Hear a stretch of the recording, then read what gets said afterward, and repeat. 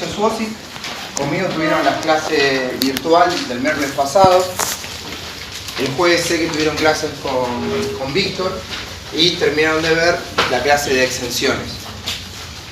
Hoy lo que vamos a hacer es terminar de ver la ley de IVA, ¿sí? Como les venía comentando,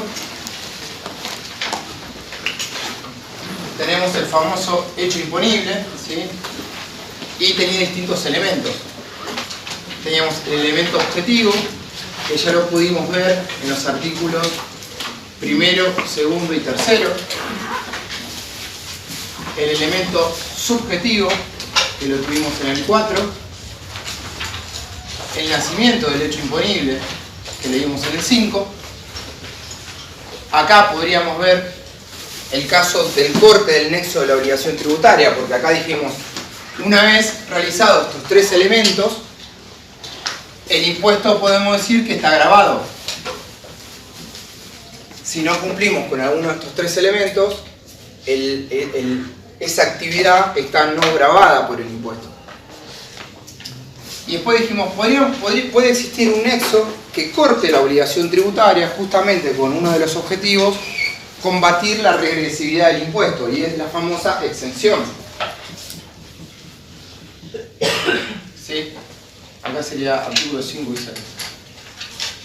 Que va del 7 al 9. Pero de un término bien teórico, para que una actividad esté exenta, primero tuvo que estar grabada. Decir que está grabado y exento, o exento, ¿sí? Estaría mal. Yo sé que en la práctica se dice, bueno, esa actividad está grabada, o exenta, o no grabada, pero digamos, teóricamente son conceptos distintos. Que algo esté exento, que algo esté no grabado.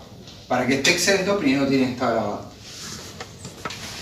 Y después podríamos definir, como última instancia, el elemento cuantitativo, ¿sí? Que es el monto. Para eso vamos a tener que determinar la base imponible, que va a estar en el artículo 10, y la característica que tiene el IVA, que al ser un impuesto plurifásico, no acumulativo, me permite deducir los impuestos pagados en las etapas anteriores. Entonces aparecen dos conceptos que no aparece en ningún otro impuesto que sea directo. Hasta al ser un impuesto indirecto, vamos a tener un débito fiscal, artículo 11, y un crédito fiscal, artículo 12.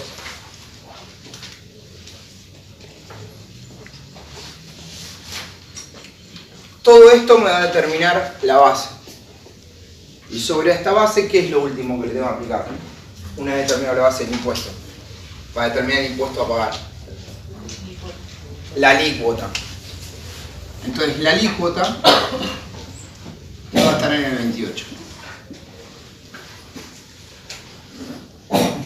Así a grandes rasgos, ¿sí? Está estructurada la ley de IVA. En el medio, obviamente, vamos a tener artículos específicos, actividades específicas como la compra-venta de automóviles, ¿sí? Donde va a definir una base imponible específica. Pero eso ya son casos particulares. En términos generales, esta es la ley de IVA. Y no es casualidad que en las clases lo que más nos tardó tiempo fue definir el elemento objetivo, o estos tres elementos principales. Pues estos son los elementos más importantes. La doctrina dice que todos estos son los elementos del hecho imponible, pero los elementos esenciales, o sea, aquellos elementos en los cuales no existe hecho imponible, son estos tres. Estos podrían estar o no definidos en la ley o en otra ley, pero lo que sí o sí tiene que estar definido en la ley son estos tres. Entonces, la clase anterior, que fue la que tuvieron con Víctor, sé que terminaba en la parte de exenciones, terminaba en el artículo 7. ¿Sí? Del tema de exenciones, a mí me gustaría decir una cosa más. Cuando vayan a la ley y vayan al artículo 7.1,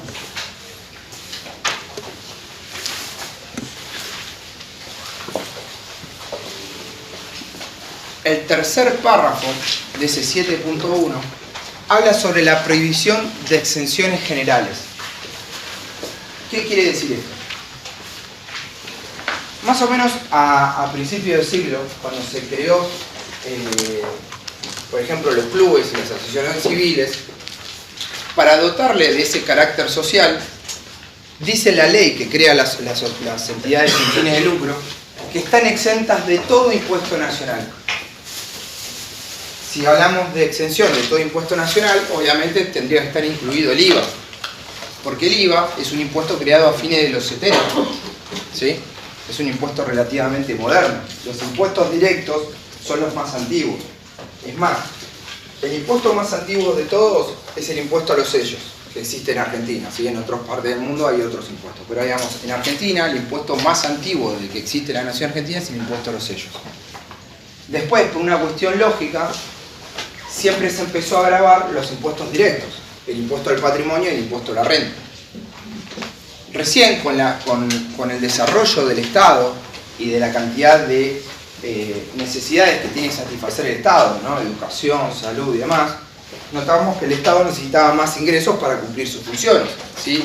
Todos los derechos cuestan dinero, entonces el Estado, como garante de esos derechos, necesita recursos para poder subsistir. Y es así que a fines de los 80 casi fue un desarrollo mundial, o sea, todos los países empezaron a incorporar, se creó el IVA. Entonces existe un fallo que se llama Club 20 de febrero, en donde el Fisco Nacional le quiso empezar a cobrar el IVA a las actividades que realizaba el club, ese Club 20 de febrero. ¿Y cuál fue la defensa del contribuyente, en este caso el club? Decir que, bueno, que él estaba exento de todo impuesto nacional.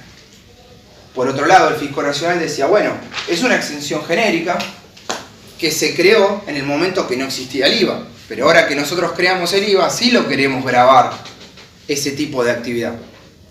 Bueno, por suerte, el Poder Judicial, o sea, la jurisprudencia, terminó diciendo que esa exención genérica funcionaba también para el IVA. Pero visto esa situación, vino el legislador y creó el 7.1. Fíjense que en la redacción es muy clara, ¿no?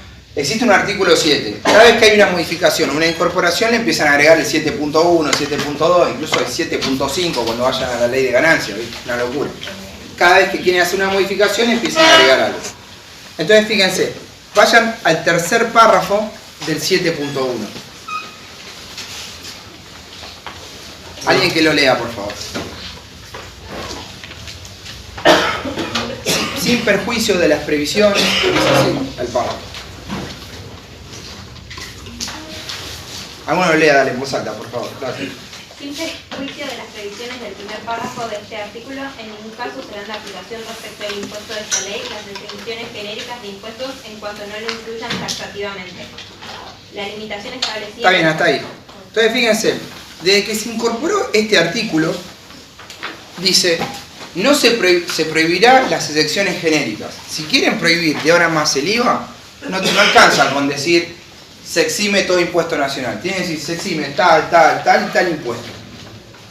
Entonces, desde el 9 del 9 del 2004, que fue cuando se creó este artículo 7.1, cada vez que yo quiera eximirlo del IVA, voy a tener que decir se exime también del IVA. De ahí para atrás, de este año para atrás, cada vez que haya excepción genérica, se aplica la jurisprudencia del Club 20 de febrero, es decir, está exento. Desde esta fecha que les dije, 4 de 4 de 9 de 9 del 2004 para adelante, cada vez que yo quiera eximir alguna actividad, no puedo decir excepción genérica de impuesto nacional, tengo que eximir específicamente del IVA.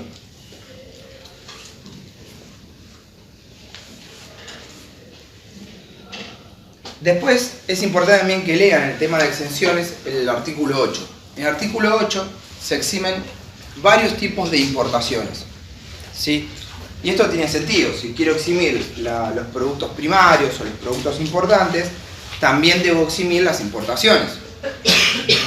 Recuerden que cuando vieron teoría de los consumos, uno de los principios que tiene la teoría de los consumos es que existe el principio país-destino.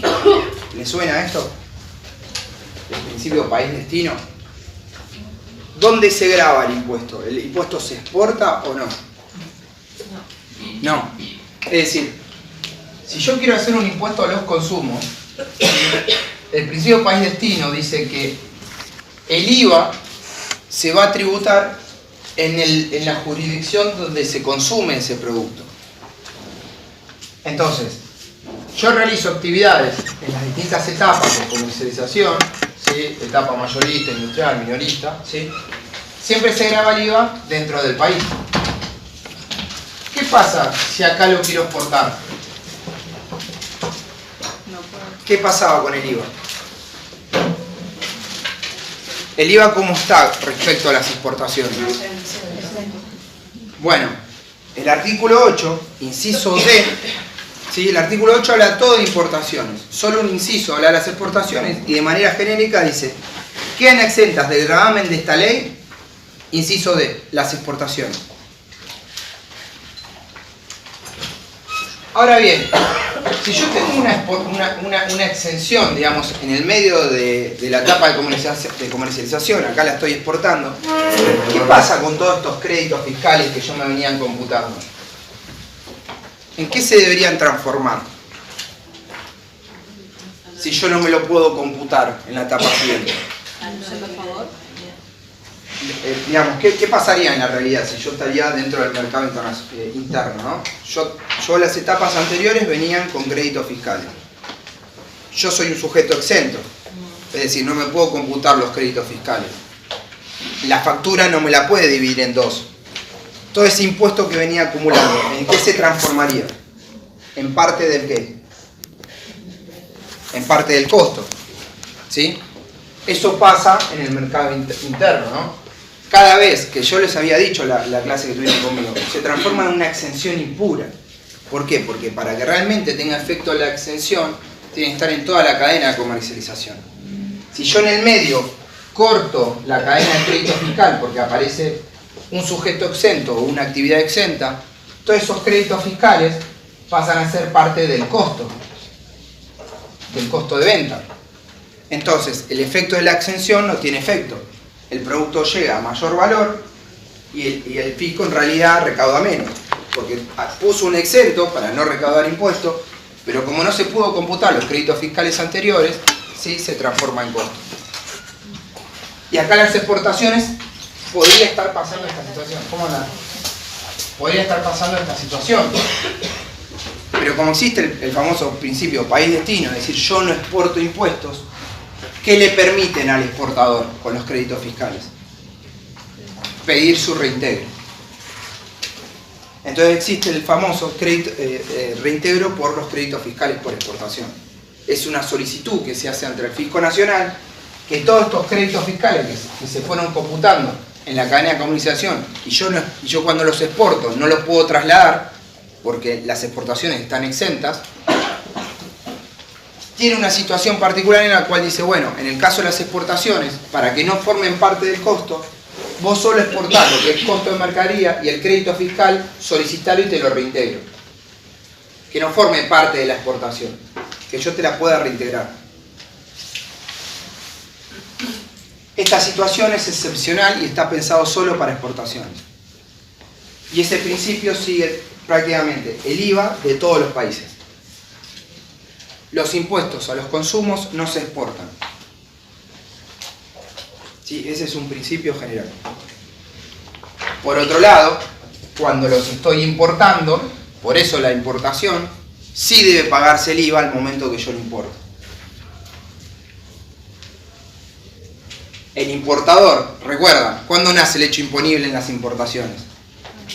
Con el despacho a plaza. Entonces ahí se van dando una idea de que yo cuando exporto no se exporta el impuesto, pero ya cuando importo, ya incluso en la primera etapa el importador debe tributar el IVA. Agente de recaudación, en el caso de las importaciones, la aduana. La aduana va a ser el encargado de cobrar ese IVA, ¿sí? Justamente al momento del despacho a plaza.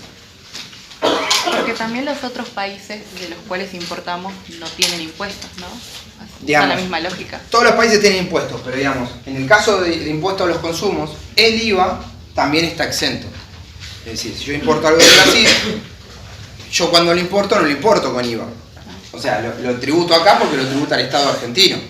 Pero digamos, cuando Brasil exporta, pasa exactamente lo mismo. Brasil tiene su propio IVA, pero el IVA está exenta a la exportación y la empresa brasilera le pedirá al fisco brasilero que le reintegren los créditos fiscales.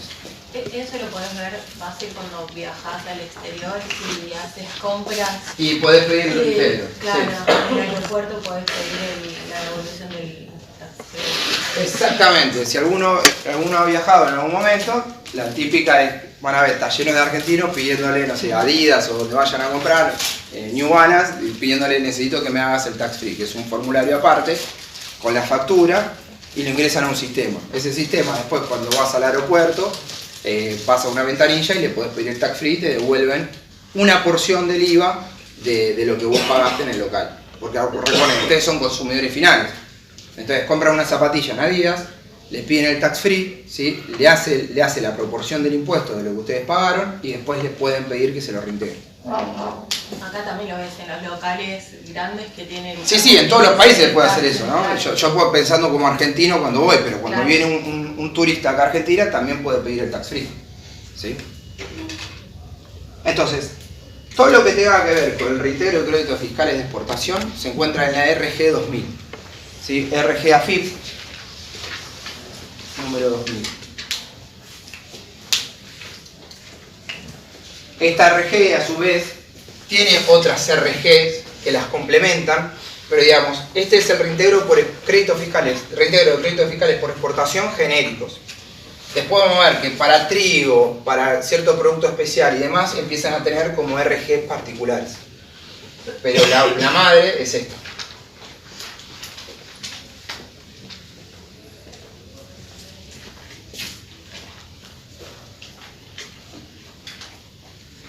Bueno, estos digamos como los elementos importantes que tienen de exenciones, ¿sí?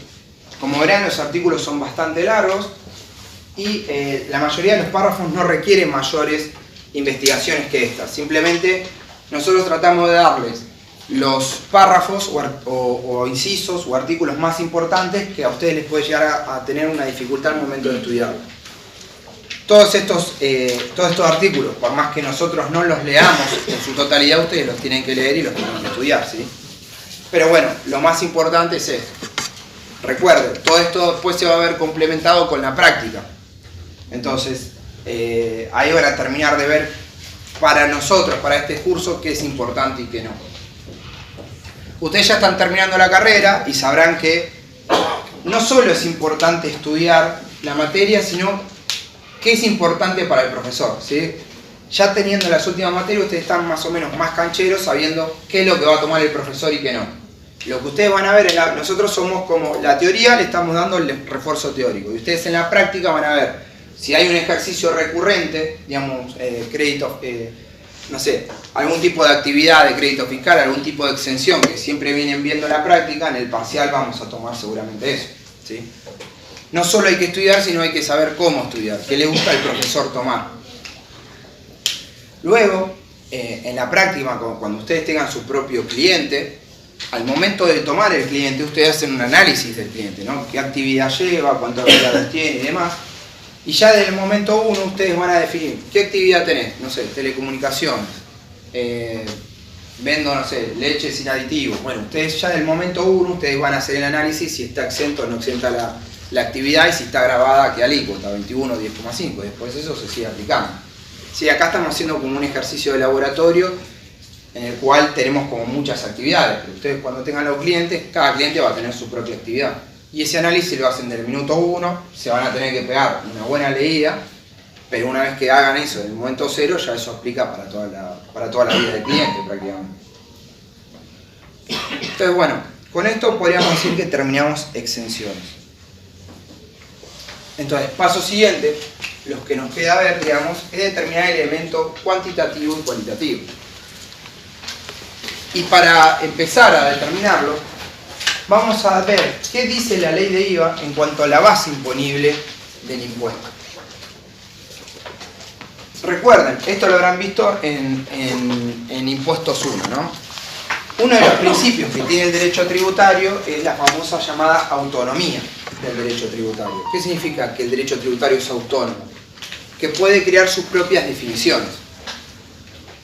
El ejemplo clásico es el artículo 2 de nuestra ley de IVA cuando define venta de cosa mueble. Si yo estoy dentro del derecho tributario, del derecho privado, y creo leyes de derecho privado, siempre voy a estar sujeto a lo que diga el Código Civil y Comercial. No puedo contradecir el Código Civil y Comercial. Entonces, cuando una ley de derecho privado dice compraventa, me voy a estar refiriendo a la compraventa del Código Civil y Comercial. Pero nosotros estamos en otra rama, ¿sí? Rama privada, rama pública. Dentro de esta rama tenemos, por ejemplo, el derecho penal, el derecho administrativo y obviamente el derecho tributario. Como el derecho tributario es autónomo, ¿sí? Acá dentro del derecho privado vamos a tener el Código Civil y Comercial, ¿sí? El Código Aeronáutico, ¿sí? Etcétera, etcétera. Pero como el derecho tributario es autónomo, yo puedo crear mis propias definiciones. Y por eso, venta de cosa mueble implica la permuta, la compraventa propiamente dicha, la dación en pago, ¿sí? El autoconsumo. Todos conceptos que son distintos a lo que dice el Código Civil y Comercial. Entonces, al momento de definir base imponible, cada impuesto tiene la posibilidad de definir qué se considera base imponible. Por eso es tan difícil el derecho tributario en Argentina. Porque tenemos 10.000 millones de impuestos, cada impuesto tiene su propia ley y cada ley puede definir el concepto que nosotros tenemos de venta. Cada impuesto define venta como se le canta. Entonces es muy difícil unificar el criterio. Porque si yo me remito a venta del Código Civil y Comercial, me fijo cuál es la definición que hace el código y la jurisprudencia de compraventa, y con eso me sirve para compraventa de todos los impuestos. Acá, cada impuesto que yo analizo, tengo que ver cómo define los conceptos. En la década del 80 se propuso crear un código tributario. ¿Vieron cómo hay el Código Civil y Comercial? ¿Qué significa códigos?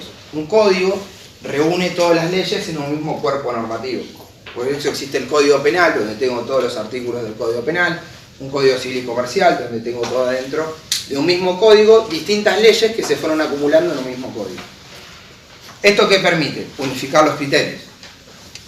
Entonces, en la década del 80 hubo un intento, ¿sí?, de crear un código tributario, es decir, que dentro de un mismo texto legal yo tengo definiciones generales y después tenga capítulos. Entonces voy a tener el capítulo de ganancia, el capítulo de IVA y demás, pero la primera parte es común para todas. ¿Qué conflicto acarrea esto? Bueno, la imposibilidad, se le va a hacer más difícil al legislador hacer modificaciones de las leyes. Y como este es un país que prácticamente siempre vive en emergencia social y económica, las leyes tributarias son una herramienta justamente para recaudar. Si yo hacía un código tributario, se me hace muy difícil modificar cada uno sin que sea inconstitucional o sin que viole una ley anterior. Entonces, para el legislador argentino, ¿sí?, o al Estado argentino, no le conviene hacer un código tributario porque se le va a hacer más difícil hacer modificaciones en las leyes. Esa es la razón por la cual no tenemos un código tributario y es la razón por qué es tan difícil el derecho tributario en Argentina. Sí.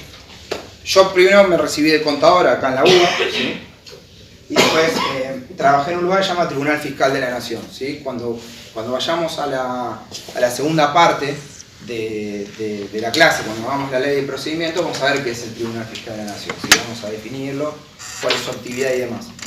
Y ahora actualmente estoy trabajando en AFIP. Cuando trabajaba en el Tribunal Fiscal decidí estudiar abogacía y hacer un posgrado en Derecho Tributario, ¿sí? ¿Qué pasa? Al estudiar abogacía me di cuenta de que dentro de todas las ramas del derecho, penal, civil, qué sé yo, tributario es la más difícil. Y hablen con cualquier abogado que se dedique a cualquier tipo de rama, que ellos haga sucesiones, haga daños, concurso y quiera, lo que quieran, siempre le van a decir que la materia tributaria es la que más odia. Nosotros como contadores somos especialistas en derecho tributario. Somos como un abogado especialista en derecho tributario, porque somos el que más analiza las leyes tributarias. El abogado tiene una materia sola donde ve procedimiento, todos los impuestos directos, indirectos, provinciales, municipales en una materia sola. Y nosotros tenemos distintas materias. Esa es la diferencia.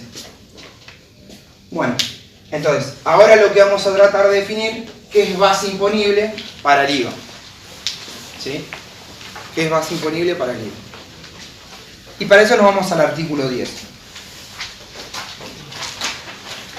Sé también que con Víctor llegaron a ver del 10 la diferencia en qué pasa con los accesorios, qué pasa con los intereses. Si están exentos o no exentos, si siguen o no la suerte del principal, de la actividad principal. Y ahí vieron dos fallos, o vieron dos criterios.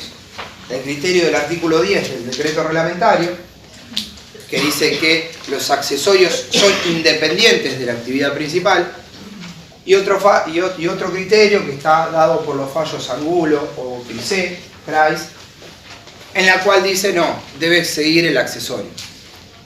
¿Qué pasa con estos criterios? Que todavía no hay fallo de Corte Suprema al respecto. ¿Saben, no, de lo que estoy hablando? Pues, como no hay fallo de Corte Suprema, no está unificada el criterio.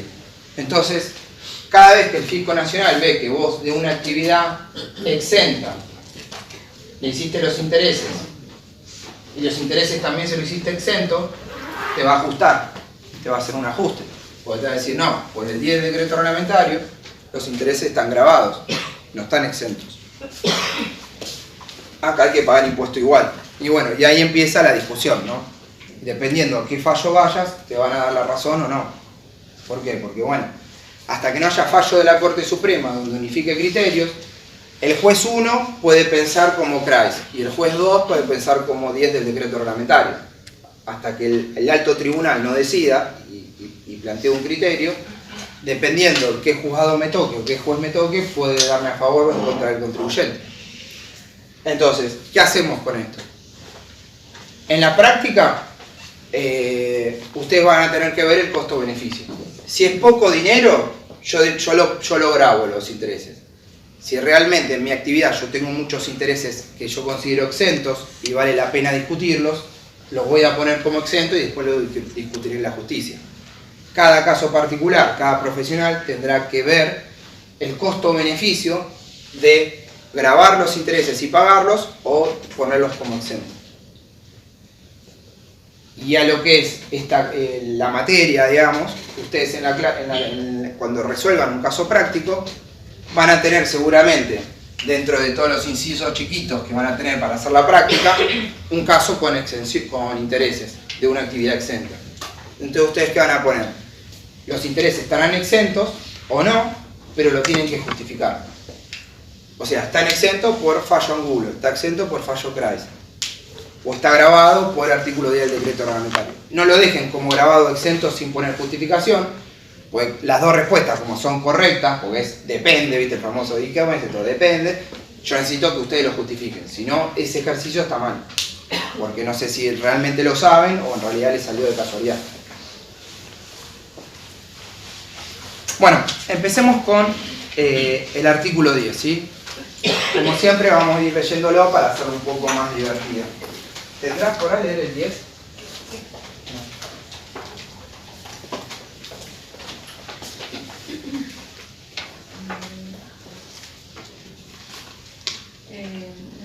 Ah, no, pará, sí, ya te vi. Bueno, a ver, ¿podás leer el 10? Sí. Sí, te vi, estás esforzándote, estás sufriendo. Base imponible. El precio neto de la venta, de la locación o de la prestación de servicios será el que resulte de la factura o documento equivalente extendido por los obligados al ingreso del impuesto, neto de descuentos y similares efectuados de acuerdo con las costumbres de plaza. En caso de efectuarse descuentos posteriores, estos serán considerados según lo dispuesto en el artículo 12. Cuando no exista factura o documento equivalente o ellos no expresen el valor corriente en plaza, se presumirá que este es el valor computable, salvo prueba en contrario. Bueno, hasta ahí. Como principio general, para determinar la base imponible del impuesto, obviamente voy a tomar el monto que diga la factura, ¿sí? Ese es como principio general, ¿sí? Es lo más lógico, lo que primero haríamos. Es decir, ¿a dónde aplico el 21% de IVA? ¿Sobre qué valor? Y bueno, justamente sobre el monto que diga la factura. ¿Sí? A grandes rasgos, si ustedes tienen una factura A, ¿sí? Acá están los datos del contribuyente, acá están los datos del cliente, ¿sí? Y recuerden, acá tienen el concepto y el monto. Y sobre este monto se le aplica IVA, ingresos brutos, impuesto interno, ¿sí? Y llego directamente al precio final. ¿sí? Esta es una factura que habremos visto todos. Entonces, como principio general, la base imponible del IVA, ¿cuál va a ser? Bueno, el monto que diga la factura. Ese es el principio general. Pero pueden suceder distintas cuestiones. Por ejemplo, que por cantidad acá me hagan un descuento. Entonces va a ser precio de la factura menos los descuentos. ¿Qué pasa si me realizan la factura, ¿sí?, por 100 y el descuento, típico ejemplo de alguna clase de contabilidad que habrán tenido, me aplican un descuento, no sé, 10 días después? ¿Qué pasa con ese descuento? ¿Cómo materializo una menor venta? La nota de crédito. Una nota de crédito. Y como su nombre lo indica, ¿qué me genera? Una disminución. Un crédito. Exactamente. Me genera una disminución en el débito fiscal. ¿Sí? Recuerden, yo acá tengo débito fiscal por 21 pesos, ¿no? Si tenemos en cuenta que son 100. Digamos que me hacen un descuento de 10 pesos. ¿Sí? Como dicen ustedes, hago una nota de crédito y le aplico el 21 sobre la nota de crédito, que va a ser 2,1. ¿Sí? Ahora, yo en realidad acá estoy disminuyendo la venta, y como estoy disminuyendo la venta, en realidad yo estoy disminuyendo el débito fiscal. Ahora, no existen débitos fiscales negativos, no existe menos débito fiscal. ¿Y cómo se traduce un menos débito fiscal? Bueno, con un mayor crédito fiscal. Exactamente. Exactamente. ¿Alguna duda con eso? Después en la práctica, igual cuando vean las clases prácticas, lo van a terminar de ver. Pero digamos, cada vez que yo quiera disminuir la venta, hago una nota de débito, hago una nota de crédito. Y como su nombre lo indica, me genera un crédito fiscal. ¿Por qué? Porque no existen débitos fiscales en negativo. Ese concepto es inviable. No hay menos débito fiscal. Entonces, ¿cómo se traduce un menor débito fiscal? Bueno, generándome un crédito. Por otro lado, si yo le facturé mal y en realidad esto en vez de valer 100 debería haber valido 110, es decir, aumento la venta, ¿qué documento comercial genero? Nota de débito. Nota de débito. Y ahí verán, yo como quiero aumentar el débito fiscal, o sea, le estoy dando mayor venta, nota de débito me genera débito fiscal.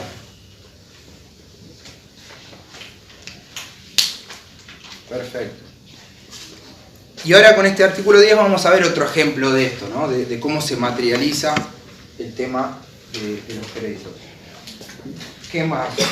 Ah, bueno, como verán, cuando hablamos de los precios, ¿sí?, una cuestión evasiva, puedo disminuir, ¿no?, la factura.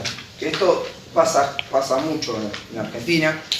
El producto vale 50.000 pesos, pagámelo en efectivo y te hago una factura por menos monto.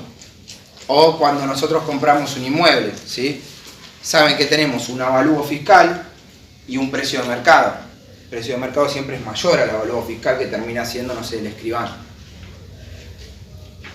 Entonces, cuando viene el Fisco Nacional y observa que ese precio no es el de mercado, ¿sí?, la ley le da una herramienta al fisco y dice, bueno, si este producto generalmente vale 1.000, porque lo compara con otros con otros clientes del mismo rubro, con otros contribuyentes del mismo rubro, y ve que en realidad le está facturando por 100, el Fisco Nacional tiene la herramienta de presumir que ese precio es vil, que es un imprecio que no se ajusta a valor de mercado. Entonces el Fisco Nacional puede hacerte un ajuste y puede cuestionar estos 100 y pasarlos a 1.000. Entonces te ajusta el IVA.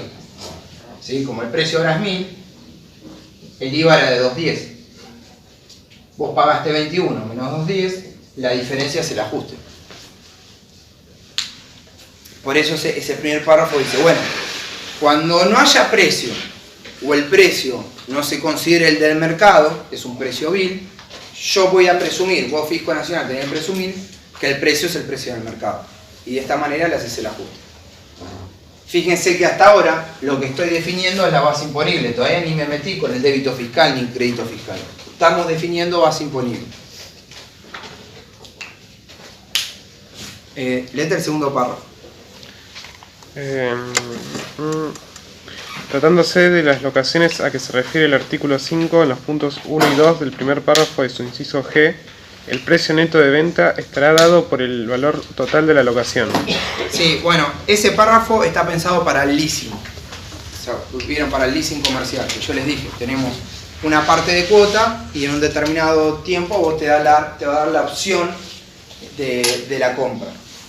Y se acuerdan que había una medida antielusiva que yo les había dicho, que si de la realidad económica observamos que en realidad esto era una venta, era una compraventa de inmuebles, y yo lo quise disfrazar en leasing para diferir los débitos fiscales, el nacimiento de los hechos fiscales, el nacimiento del hecho imponible se da de la cuota 1. ¿Y cuál es la base imponible de esa cuota 1? Bueno, el total del inmueble. Eso es lo que me está diciendo este párrafo. Léete el tercero. En los supuestos... Sí, no hay. Supuestos de los casos comprendidos en el artículo 2, inciso B y similares, el precio computable será el fijado para operaciones normales efectuadas por el responsable o, en su defecto, el valor corriente en plaza. Sí, este tercer párrafo, cuando habla del artículo 2, inciso B, se refiere al autoconsumo. ¿Se acuerdan? Yo tengo una fábrica, una empresa que se dedica a la compra-venta de sillas y resulta que compro unas sillas para llevarla a mi inmueble, ¿sí? a mi casa. Bueno, eso es una venta. Por más que se la esté vendiendo al propio dueño, ¿sí? Eso es el famoso autoconsumo. ¿Y a qué base imponible voy a hacer ese autoconsumo? Bueno, al valor de plaza. También se utiliza esas sillas para la parte administrativa de la empresa. Lógico, exactamente. También para lo que es la empresa, exactamente. Todo lo que tenga que ver con que no se la estoy vendiendo a un tercero, se la vendo a la empresa, se lo quedan los socios, se lo quedan los... Todos sabemos que en la práctica eso no sucede, pero digamos, yo te hago un ajuste y te hago lo que llama ajuste por diferencia de inventario, que lo vamos a ver en la segunda parte de la materia, cuando vamos a la ley de procedimiento tributaria. Van a ver que hay un ajuste por diferencia de inventario. Vos tenías 100 a principio de año y terminaste con 98. Significa que vos te consumiste 2 que no estás declarando. Bueno, esos 2 ¿dónde están? Bueno, no me importa, yo puedo decir que fue un autoconsumo o fue una venta negra. Cuestión que la factura no está ni está reflejada la venta. Ya sea te lo usaste vos para la empresa, porque antes ¿qué pasaba? No existía ese inciso B del 5. Entonces venía el fisco, veía que faltaba mercadería que no vendiste, y entonces ¿qué decía? Venta en negro. Y vos ¿qué le contestabas? No es venta negro, en realidad se rompió la silla del empleado administrativo y le dimos una silla para él. Bueno, no importa, el autoconsumo también está grabado. ¿Y a qué precio? ¿Cuál va a ser la base imponible de esa venta que vos no venís declarando? Y bueno, el precio del mercado. Y entonces, ¿qué te puedes tomar el crédito fiscal de esa venta que vos hiciste? Exactamente, porque vos en realidad, y esto lo vieron en la primera clase de consumos, los créditos fiscales, ¿qué criterio siguen? ¿El criterio físico o el criterio financiero? O sea, tuvieron 2 clases de teoría de los consumos. Yo cuando realizo una compra, ¿sí? Pues yo compré las sillas por ahí en marzo y yo las voy vendiendo durante todo el año. Yo cuando hago la compra de las sillas, yo me dedico a la compra-venta, me hacen una factura así parecida, me hacen el débito fiscal y yo que soy el comprador, este débito fiscal ¿qué es? Para mí, el crédito. Bueno, ese crédito, ¿cuándo me lo puedo computar? Cuando se entrega el dinero se pone a disposición. Entonces ahí existen 2 criterios, que veo que están perdidos. Existen 2 criterios. Sería físico. Existen 2 criterios. Yo de este 21 me lo puedo computar desde el momento que yo ya pagué la factura. O sea, esta es la factura de venta. Yo voy a tener la misma factura, que esta la duplicado. Y la factura de venta original se la dan al comprador. Yo con esta factura, yo ya generé 21 de crédito fiscal. ¿Sí? ¿Estamos de acuerdo? Yo hice la compra, tengo los créditos fiscales. Estos créditos fiscales, ¿me puedo computar el 100% desde ese momento? ¿O me tengo que computar los créditos fiscales a medida que yo voy vendiendo la mercadería que me la fui comprando? Es básico, chicos. No me perdí en la cosa. Si no cuando vos compraste, te podés tomar todo el crédito fiscal. Bueno, entonces esto se llama criterio financiero. Porque existe en contraposición uno que se llama criterio físico. que solo me puedo computar los créditos fiscales cuando venda la mercadería que me generó ese crédito fiscal. En impuestos internos existe una especie de crédito fiscal de impuesto interno. Para los impuestos internos solo me puedo computar el crédito fiscal una vez que voy vendiendo la mercadería que compré, que me generó ese crédito fiscal. Pero en el IVA no pasa eso. En el IVA yo me puedo computar el crédito fiscal del momento cero, del momento que a mí me hicieron la factura. Ahora cuando veamos artículos 12 y 13, que es crédito fiscal, vamos a ver cómo me lo puedo computar, qué monto y demás. Pero esto ya es de un principio de los impuestos a los consumos, ¿sí? Impuesto interno, la excepción al principio. Existe, para el cómputo de los créditos fiscales se sigue el criterio financiero. ¿Y qué quiere decir criterio financiero? Que yo me puedo computar el 100% del crédito fiscal del momento que yo tuve la factura, en el momento que se generó ese crédito fiscal. Yo pensé que estaba preguntando de si el tema de la mercadería estaba a disposición, si existía y todo eso. No, eso es para el nacimiento del hecho imponible. Pero acá nosotros ya pasamos, ahora nosotros estamos viendo qué me puedo computar y qué no. O sea, que la mercadería está a disposición del comprador y demás está en nacimiento del hecho imponible. Nosotros ya estamos en esta última etapa. Okay. Entonces, a tu pregunta, yo hacía el autoconsumo, me dijiste, pero ¿se computó los créditos fiscales? Sí, pues ya se los computó en marzo. Y yo pues el autoconsumo lo hice en septiembre. ¿Sí? Lo que pasa es que estoy como una venta omitida, porque no facturé el autoconsumo. Entonces tengo que pagar el débito fiscal y encima el tipo ya se computó el crédito fiscal del minuto cero, porque él, como criterio financiero, me computó el 100% del crédito fiscal una vez que se genera. No necesito vender la mercadería que me genera ese crédito fiscal para poder computármelo. Otra cosa, recuerden, el IVA es un impuesto a los consumos general, ¿sí? Entonces, no importa que me genere el crédito fiscal. Yo por ahí me dedico a la compra-venta de sillas, de vuelta, pero resulta que yo estoy pagando la luz del local, estoy pagando el alquiler, todo eso me genera créditos fiscales. Pero un crédito fiscal no por la compra de la silla, sino un crédito fiscal para el mantenimiento de mi actividad. Como es un impuesto general que aplica a todas las actividades, a mí no me importa de qué actividad venga el crédito fiscal, ni en qué momento, ni por qué mercadería. Yo puedo computarme todo el crédito. ¿Por qué impuesto interno es diferente? Porque impuesto interno es un impuesto selectivo. Está destinado a determinada actividad. Por ejemplo, no sé, los combustibles, las gaseosas, los productos suntuarios como un whisky, un vino caro, un whisky importado. Entonces, ¿qué pasa? Para computarme el crédito fiscal de impuesto interno, obviamente voy a tener mayores requisitos. Uno es que tengo que vender la mercadería que me generó ese crédito fiscal. ¿Por qué? Por ser un impuesto selectivo, no puedo aplicar el crédito fiscal de ese producto para otro producto. Sí o sí es para esa actividad. Vamos a tener una clase de impuesto interno muy breve, ¿sí? Vamos a dar impuesto interno de manera muy genérica, muy por arriba, pero ustedes tienen la ley de impuesto interno que la pueden leer, es súper corta, pero tiene todas estas características. Pero en su cabeza tienen que saber que si estamos hablando de un impuesto general como es el IVA, es lógico que yo me pueda computar los créditos fiscales de cualquier bien que tenga que ver con mi actividad y me pueda computar el 100% en el momento cero. Si estamos hablando de impuestos selectivos, es lógico que el crédito fiscal de ese producto selectivo solo aplique para la compra de un nuevo producto del mismo producto selectivo. No va a ser genérico para cualquier producto.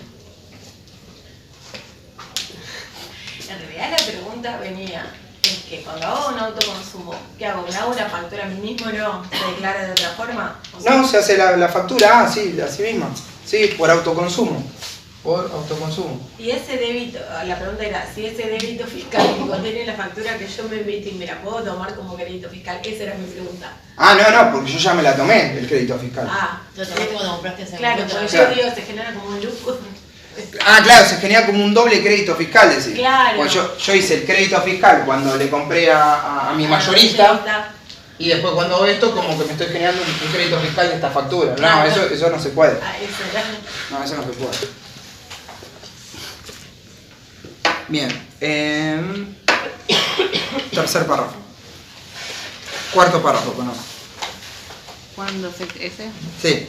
Cuando se comercialicen productos primarios mediante operaciones de canje por otros bienes, locaciones o servicios grabados que se reciben con anterioridad a la entrega de los primeros, el precio neto computable por cada parte interviniente se determinará considerando el valor de plaza de los aludidos productos primarios para el día en que los mismos se entreguen, vigente en el mercado en el que el productor realiza habitualmente sus operaciones. Bueno, esto ya lo vimos en la clase anterior que tuvieron conmigo. ¿Se acuerdan? ¿Cuándo nacía el hecho imponible? Cuando había productos de canje de productos primarios. El ejemplo de que a mí me entregaban el tractor y por otro lado, cuando se coseche finalmente los productos, la mercadería, la siembra, van a ser el hecho imponible cuando me entreguen los productos primarios. Entonces tenemos que eso, tractor, producto primario. ¿Sí? Esto me lo dan en marzo del 23 y el producto primario me lo dan el 8 del 23. ¿Cuándo nace el hecho imponible? Sí, esto es canje. ¿Cuándo nace el hecho imponible? El 8 del 23. ¿Y cuál va a ser la base imponible para determinar el IVA y el crédito fiscal? El precio del producto primario. Entonces, ahí con esto complementaron lo que vimos en la clase pasada. Dijimos, ¿cuándo nace el hecho imponible? Pero la duda era, ¿a qué valor? ¿Al valor del tractor o al valor del producto primario? Bueno, al valor del producto primario. ¿Y cuándo? ¿A qué valor? ¿A valor de marzo o al valor del 8 del 3 del producto primario? No, cuando se entrega. Pues fíjense que empezamos a tener un montón de variables. Como vos el canje me lo hiciste en marzo, ¿sí? Yo te puedo decir, ¿cuál va a ser el valor? ¿El valor de mercado del tractor o el valor del producto primario? No, el del producto primario. ¿Y el producto primario a qué fecha? Pues yo el tractor te lo entregué en marzo. Tendría que ser al valor de marzo. No, al valor de que realmente se hizo la entrega. La ley, digamos, me termina diciendo qué criterio tomar. Pero fíjense que en la práctica pueden aparecer un montón de esas dudas. Te van a decir, no, si yo te lo entregué en marzo, tendría que ser cuánto valía el trigo a marzo. No, pero si vos me la entregaste en agosto, bueno, entonces el valor de agosto. Puede haber un caso práctico en el cual nosotros, se produjo el canje acá, la fecha del producto primario a marzo era tanto, la fecha del producto primario acá era tanto, el producto del tractor era tanto, y ustedes tienen como 4 variables para elegir, tienen como 4 precios. Bueno, ¿cuál van a elegir? Bueno, esto.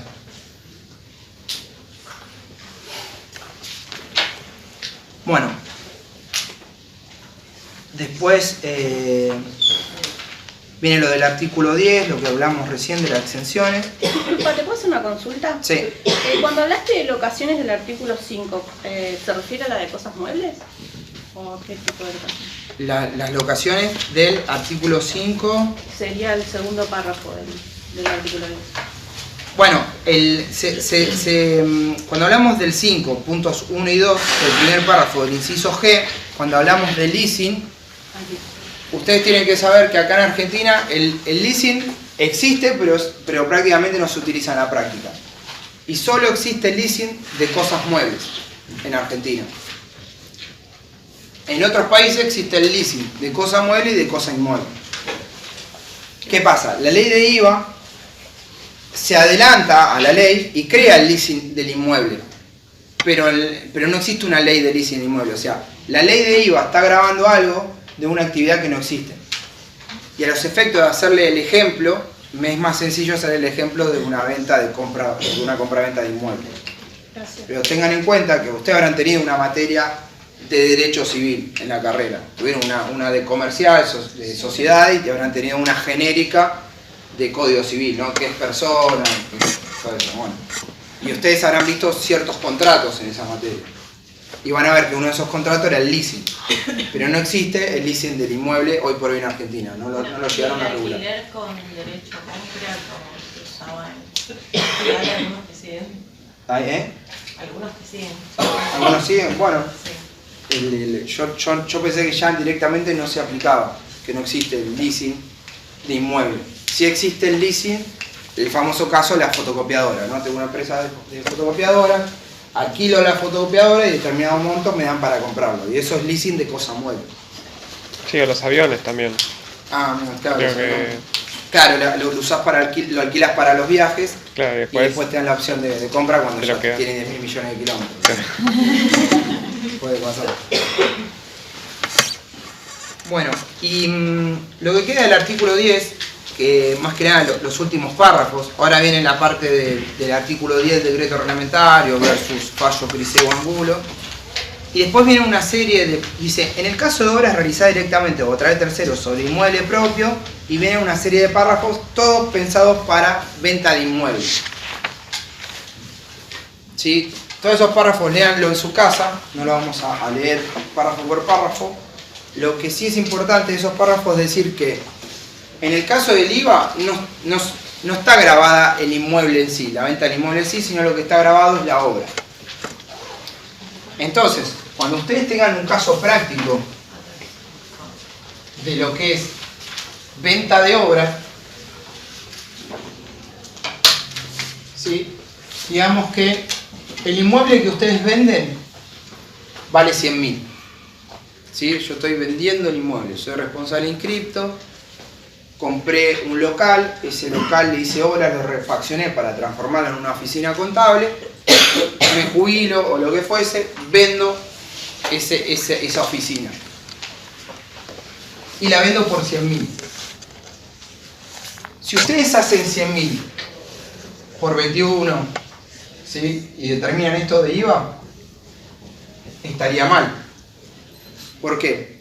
Porque del precio total de venta, yo en realidad voy a tener que definir qué era inmueble propiamente dicho y qué proporción es obra. ¿Sí? Porque yo cada vez que vendo un inmueble voy a tener que determinar qué era lo que preexistía y qué es la obra que yo le puse al inmueble. Si yo directamente sé que lo compré de pozo, hice el edificio, es lógico que el 100% de la venta es 100% obra. Pero puede suceder que yo compré un inmueble que ya existía y le apliqué unas mejoras y una obra encima. Pero yo cuando venda, la base imponible no es 100% 100. De esta base imponible voy a tener que determinar qué porcentaje le correspondía a la obra. Y es más, para hacerlo más complicado, en un departamento, en un edificio se ve más claramente. El 100% del inmueble es construcción. Pero si ustedes están en una casa que tienen parte construcción y parte terreno, del inmueble van a tener que ver qué es construcción y qué es terreno. Y de esta construcción determinar qué era preexistente y qué era obra. Entonces solo voy a grabar esta parte. Se va complejizando, ¿ven? Porque, insisto, el IVA no grava la venta de inmuebles, solo grava la venta de cosas muebles, no de cosas inmuebles. Pero el artículo 3 me expandió el objeto del impuesto, ¿sí? Y me empezó a gravar las obras sobre inmueble propio. Entonces, cuando ustedes tienen un inmueble, que por ahí valores de 100, ustedes tienen que segregar qué es construcción y qué es terreno. Y dentro de la construcción, qué construcción era preexistente a mi compra y después la venta, y qué proporción es la obra que yo le apliqué a ese inmueble. Y el 21% siempre es sobre la obra. ¿En el edificio dijo que era el 100%? ¿Cómo? ¿En el edificio era el que dijo que tomamos 100%? No, yo lo que dije es que en el edificio es más fácil de ver porque prácticamente todo es construcción. Si yo lo construí desde el pozo, digamos, hice el edificio, cuando vendí el edificio yo sé que el 100% está grabado, porque el 100% es sobre. No, yo me refería a la parte de terreno, o sea, que la construcción de terreno, o sea, igualmente hacemos ese prorrateo. Exactamente, mira, vamos a leer entonces digamos, es una serie de párrafos, que son como 3-4 párrafos de venta de inmuebles. Vamos a leer el primero, dice: en el caso de obras realizadas directamente o a través de terceros sobre inmueble propio, el precio neto computable será la proporción que el del convenido por las partes corresponda a la obra objeto del gravamen. Entonces me va a decir, dentro del precio total, ¿sí?, las partes van a tener que definir qué es obra y qué es o terreno o obra preexistente. ¿Sí? Ya me está diciendo, ojo, no tenés que tomar el 100%. Van a tener que definir qué es obra y qué más. Del convenido por las partes, punto. ¿Qué pasa con esto? ¿Qué creen que va a haber en la práctica? Si yo le dejo a los contribuyentes definir qué es obra y qué es inmueble, ¿qué van a tender a hacer?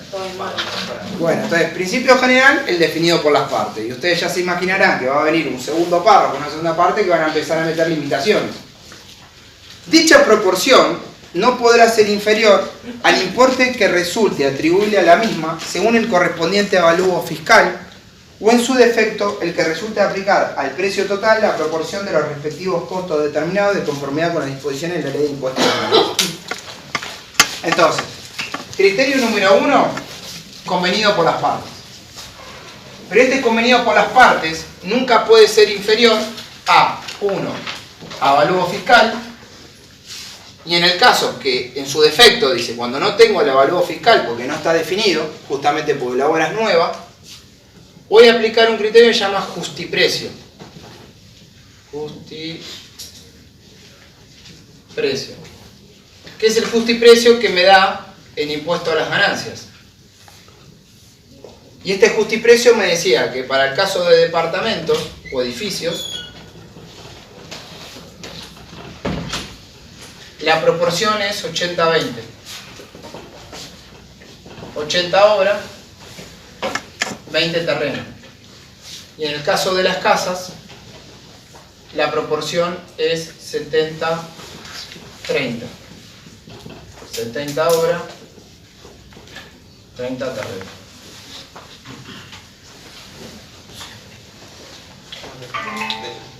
Entonces, principio general.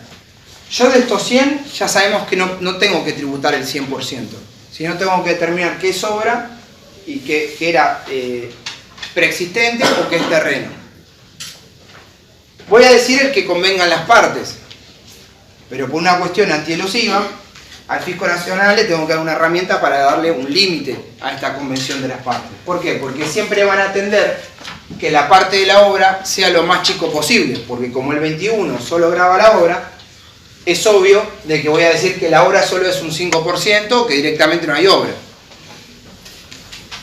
Entonces voy a tener que aplicar unos límites a este criterio por las partes. El primer límite va a estar dado por el avalúo fiscal. Cuando ustedes ven la boleta de inmobiliaria o de ABL, ¿sí?, van a ver que dentro del pago de esa boleta van a decir avalúo fiscal qué se considera terreno y qué se considera obra. Entonces el avalúo fiscal me va a decir, esto en realidad es un 80-20, ¿sí?, un 80-20 o un 70-30, supóngase. ¿Y cuál va a ser el criterio del fisco? Siempre el que tengas que pagar más impuestos. Entonces yo digo que la obra es 80%, ante la duda siempre voy a tomar el mayor, el que más impuestos tengo que pagar. ¿Sí? ¿Voy de vuelta? Igual, no sé en capital, pero en provincia cuando vos compras una casa estás obligado a llamar a un agrimensor que viene y te revisa la propiedad y te dice, o sea, de lo que ellos tienen declarado, si hay una propuesta. Claro, te lo actualizan. Si hay una edificación nueva, claro, no declarada, y te suben. Bueno, eso es muy típico de provincia, yo vengo de Lanús, o sea, muy típico. Vos comprabas la casa, le hacías una pileta, le hacías un quincho, ¿sí? Todo eso bueno, no lo venís declarando en catastro de Lanús, ¿sí? Entonces, cuanto más porcentaje construido tenés, más impuesto inmobiliario pagás, ¿sí? Entonces, al principio no pasaba nada, pero parece que en un determinado año dijeron, cada vez que se haga una venta de un nuevo inmueble, que llamen a un agrimensor para mantener actualizada la escala de catastro, para mantener actualizado el impuesto a los inmuebles, porque si no nadie lo declaraba. Entonces, hubo otra serie de ajustes, que esto pasó en los countries, donde por imagen satelital le sacaban fotos de manera satelital y te ajustaban. Viste, veían una pileta armada o venían un quincho y te hacían el ajuste. Ahora lo hacen igual que acá en Torre Capital, pero igual lo que yo no entiendo es cuando viene el 80-20. Claro, vamos a hacer el ejemplo. Pero la obra no es el 80. Bueno, no lo sabemos, el fijo Claro, no lo sabe. por eso. Entonces lo definimos. Entonces, al ejemplo de construimos el edificio desde cero, o sea, desde pozo, Ahí sí. ya sabemos que el 100% sobra. Si yo compro un edificio y lo reciclo, tengo que determinar qué sobra y qué no. Entonces, el convenido por las partes dice, mirá, del convenido por las partes, mirá, el 10% sobra y el 90% ya era edificación de antes. O terreno. Y ahí no se puede comprobar simplemente con, digamos, el certificado de aprobación o lo que hayan... Sí, el certificado de obra. Claro, el certificado de obra no debería decir cuánta... O sea, qué se hace. Bueno, el certificado de obra que te aprueba el catastro, que te aprueba, no sé, Ciudad de Buenos Aires, Sí. se transforma en lo definido por el avalúo fiscal. Claro, eso es lo Por que eso se quería trasluce. decir. Entonces, el convenido por las partes dice 10 y 90. Ok. Y resulta que el avalúo fiscal me dice, mirá, vos en realidad construiste de obra el 20% o el 30%. Entonces, ¿qué me dice? Se seguirá el convenido por las... O sea, yo de estos 100, si sigo el criterio del convenido por las partes, hago 100 por el 10%, que es la proporción de la obra, y recién a esto le aplico el 21%. Es decir, yo estoy pagando 21% de 10%. Como límite, me dice, este convenido por las partes nunca puede ser inferior al que diga el avalúo fiscal. Si el avalúo fiscal dice que la obra es de 20, es decir, voy a pagar más impuestos, voy a aplicar el criterio del avalúo fiscal, es decir, el 20%. Entonces, el 21% lo saco de 20. Y me dice, en última instancia, si no llega a haber avalúo fiscal, porque o el producto es nuevo, o no está declarado, o lo que fuese, utilicen el criterio genérico del justiprecio de ganancia. Y de manera genérica, los que son edificios son 80-20 y lo que es casa es 70-30. Eso es lo que me está diciendo. La ley de IVA le da mucha importancia a obras sobre inmueble propio. Tal es así que ustedes tienen obras sobre inmueble propio del 3, en el 4 define que es empresa constructora, ¿sí? ¿Lo vieron? El 5 tiene un artículo específico, el 10 te determina esto, cuando vamos a débito y crédito fiscal también va a tener ciertas características. El IVA le da mucha importancia ahora sobre inmueble propio de algo que prácticamente en la práctica no se tributa y es muy difícil de controlar. Es decir, es mucha teoría para poca práctica. O sea, nosotros nos estamos matando con esto, yo les explico, pero en la práctica no se utiliza. O sea, le estamos dando mucha importancia a algo que en la práctica no tiene efectos. No, Que está en la teoría... Por ahí ni siquiera hizo otra habitación, nada. Agarró, reformó una que había, hizo todo un loft Y nada, yo no lo declaro. Y cuando vos lo vendas, el escribano, que es una profesión que no termino de entender, nadie va a ver la casa, ¿entendés? No la van a... Y el fisco tiene otro tipo de ajustes para hacer que para ir a ver a cada departamento o cada inmueble si justificaste bien la obra o no, porque es muy difícil de probar. ¿Entendés? ¿Qué sobra? ¿Qué mejora? Empiezan a haber esas discusiones. O sea, se me cayó el baño por humedad, hice el baño nuevo. Obra. ¿Es sobra o no es sobra? Bueno, no sé, ¿viste? Es Pero mejor. se me cayó el baño, ¿no? Claro, pero te lo ajusto o no, no, en realidad no es una obra. Yo lo hice, Tenía un baño ahí. yo lo hice por necesidad, yo ya tenía el baño, como vos decís. Le cambié los azulejos, pero bueno, no, eso es el 10% del inmueble y te aplico el 21%. Entonces es muy difícil de hacer. Entonces, le damos mucha importancia a la teoría, o el IVA le da mucha importancia a algo que en la práctica no se refleja, todo este esfuerzo que le estamos dando. Por eso lo quise dar de manera genérica, pero bueno, esto es el punto de vista teórico. En la práctica, ustedes todavía les faltan como 4 clases prácticas. Seguramente van a tener un caso de estos y van a decir, el convenido por las partes es tanto y el avalúo fiscal es tanto. ¿Ustedes cuál tienen que tomar siempre? El profisco, o sea, aquel que me dé mayor porcentaje de obra. Porque yo tengo mayor porcentaje de obra, significa que yo pago más impuestos, porque la alícuota va sobre una porción mayor.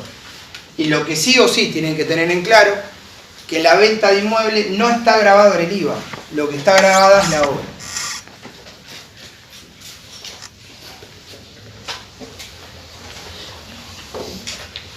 Bueno,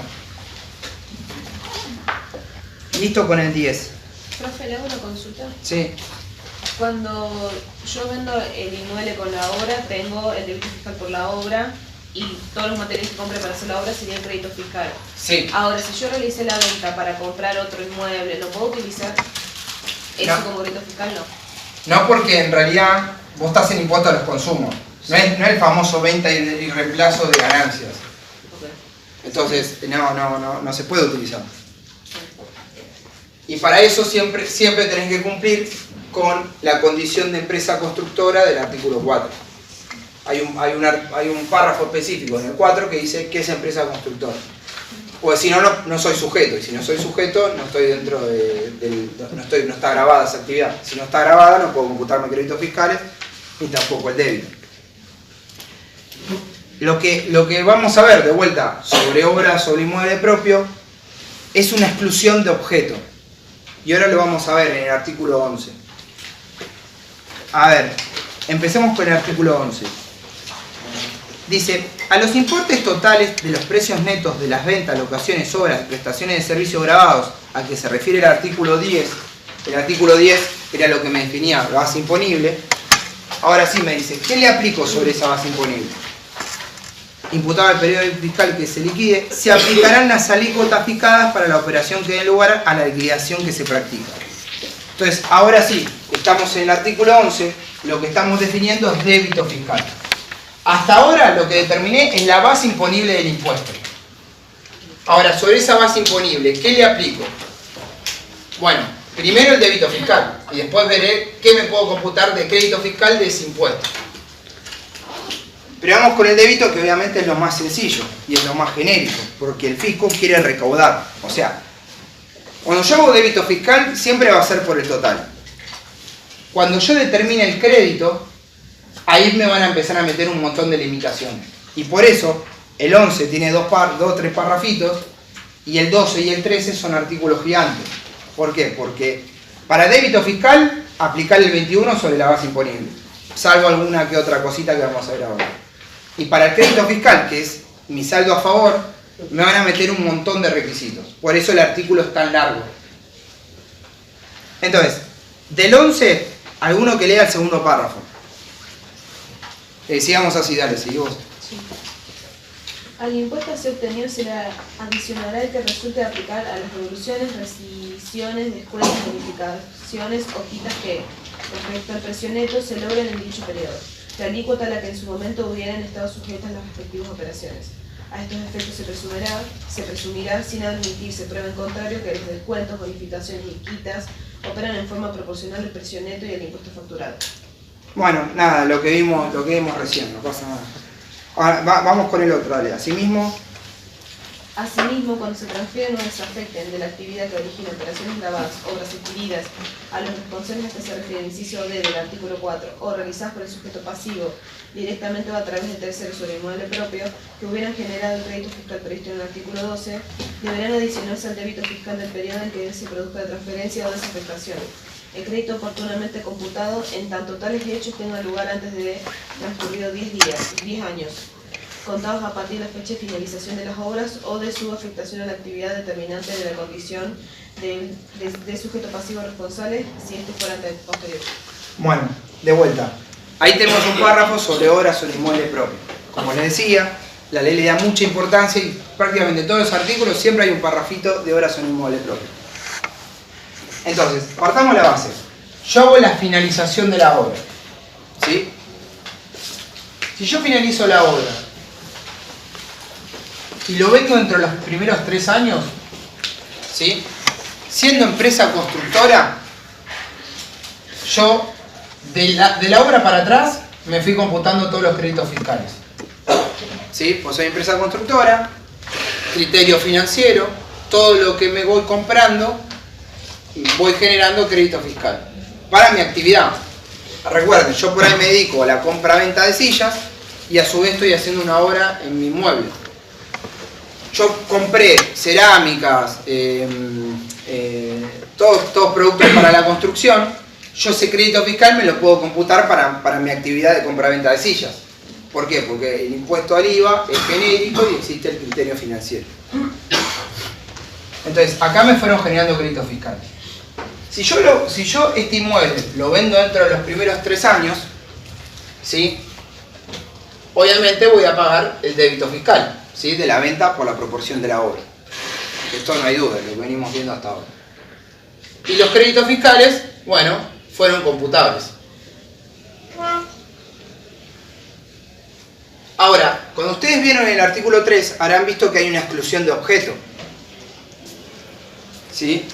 Que está dado por el decreto reglamentario. ¿Y qué me decía? Que si yo vendo, ¿sí? La obra pasado los 3 años, ¿sí? Pasado los 3 años, no tengo que pagar el débito fiscal. No es que está exento, está excluido esa venta de obra. ¿Lo vieron eso? ¿Sí o no? Uno mejor que sí, otro no. No sé, pero no sé si lo vi ahora. ¿O lo viste en la clase? No, lo vi el cuatrimestre pasado. Lo viste el cuatrimestre pasado, ¿no? Bueno. ¿Pero qué sería la diferencia entre exento y Parece que no excluido? vimos nada de eso. Excluido es que directamente está no grabado. A ver, vayan al artículo 3 de vuelta, inciso B. Se encuentran alcanzados por el impuesto de esta ley las obras, las locaciones y las prestaciones de servicio que se indican a continuación. Inciso B, las obras efectuadas directamente o a través de terceros sobre inmueble propio. Sobre ese inciso B, vayan al artículo 4 y 5, pero del decreto reglamentario. No vimos. No vieron muy bien.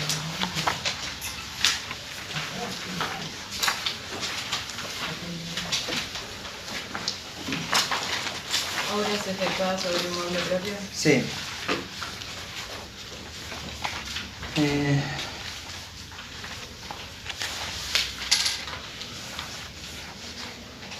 Bueno, ¿qué se considera? No se encuentra alcanzada por el impuesto a la venta de las obras a la que se refiere el inciso B del artículo 3, la ley realizadas por los sujetos comprendidos en el inciso D de su artículo 4, cuando por un lapso continuo o discontinuo de 3 años cumplida la fecha en que se extienda la escritura traslativa de dominio o se otorgue la posesión, si este acto fuera anterior, las mismas hubieran permanecido sujetas a arrendamiento o derechos reales de usufructo, uso o habitación multiplicis. Perfecto. Ese segundo párrafo del artículo 5 del decreto reglamentario me da una exclusión de objeto. Es decir, primero la ley me lo graba, ¿sí? La venta de obra.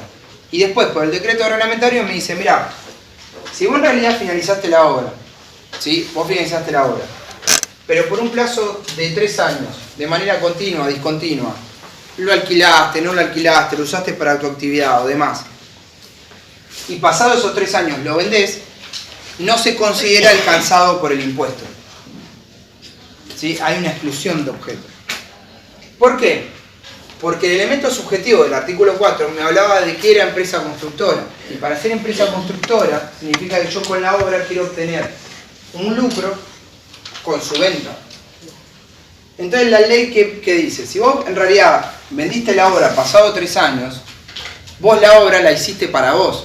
No tenías como intención obtener un lucro con la venta de esa obra.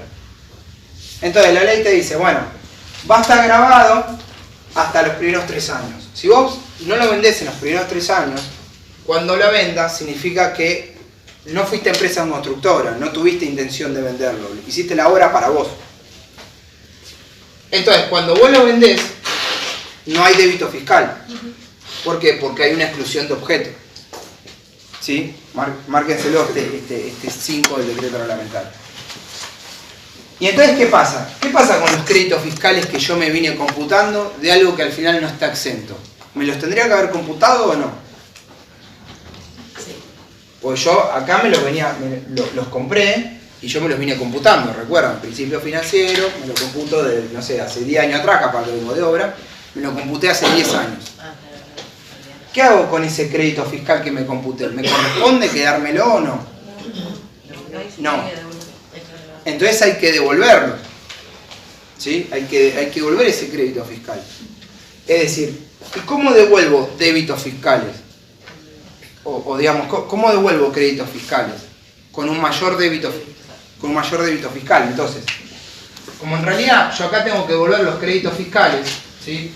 Y no existe menor crédito fiscal, en realidad genero un débito fiscal positivo. ¿Entienden? Porque tengo que devolver esos créditos que me computé. Sí, me los computé.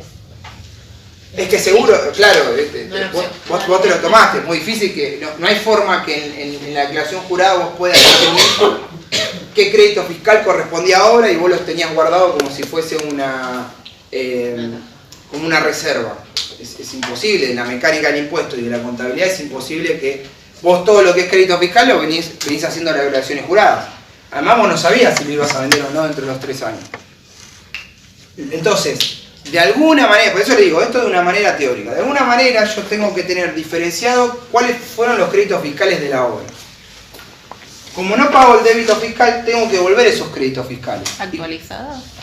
Y claro, y el último párrafo del 10 te dice actualizado por el artículo 47. Entonces, actualizado, según el artículo 47, tengo que devolver los créditos fiscales que me computé. Hasta acá es lo que me dice el 5 del decreto reglamentario. Pero ahora estamos en el artículo 10. ¿Sí? ¿Y qué decía este párrafo del artículo 10? ¿Qué plazo me está diciendo ahora? 10 años. ¿Y qué pasa si en realidad la venta la realizo pasado los 10 años? Ya sabemos que está excluido de objeto, es decir, no hay débito fiscal, pero ¿qué pasa también? Lean de vuelta ese párrafo. ¿Qué pasa con los créditos?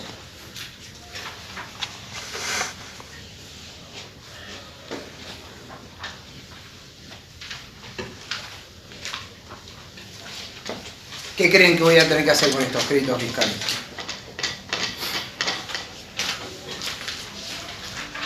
No encuentro, pero nada, no pasa. Bueno, el 10 lo que dice, en ese segundo párrafo, que es el que acabaron de leer, perdón, el 11, que acabaron de leer, cuando se transfieran o desafecten de la actividad que origina operaciones grabadas, obras adquiridas a los responsables a que se refiere inciso D del artículo 4, empresa constructora, o realizadas por los sujetos pasivos directamente o a través de terceros o en nombre propio, que hubieran generado el crédito fiscal del artículo 12, deberá adicionarse al débito fiscal del periodo en que se produzca la transferencia o desafectación el crédito fiscal oportunamente computado. Cualquier cosa que yo venda pasado los 10 años, voy a tener que devolver los créditos fiscales computados. O sea, se adicionará el débito fiscal. ¿Por qué dice se adiciona el débito fiscal? Porque como no hay crédito fiscal negativo, yo adiciono el crédito fiscal de los créditos fiscales computados. ¿Sí? Se transfiere el mayor débito fiscal. El crédito oportunamente computado, en tanto tales hechos tengan lugar antes de transcurridos los 10 años contados de la finalización de la obra. Es decir, tengo que devolver los créditos fiscales siempre y cuando la venta se realice hasta 10 años antes de finalizada la obra. Significa que una vez pasados 10 años, no debo pagar los débitos fiscales porque pasé los 3 años y hay exclusión de objeto, pero los créditos fiscales que me computé, que yo acá los tenía que devolver, pasados 10 años, me los quedo. No tengo que devolverlos. Esa es la estructura que me está diciendo este párrafo. Es difícil de entender, léanlo de vuelta, pero ustedes tienen que tener en cuenta este esquema. Yo soy empresa constructora, quería hacer una obra, me vine computando todos los créditos fiscales. Si yo esa obra la vendo dentro de los primeros 10 años, pago el débito fiscal, porque es una actividad grabada, y los créditos fiscales son computables.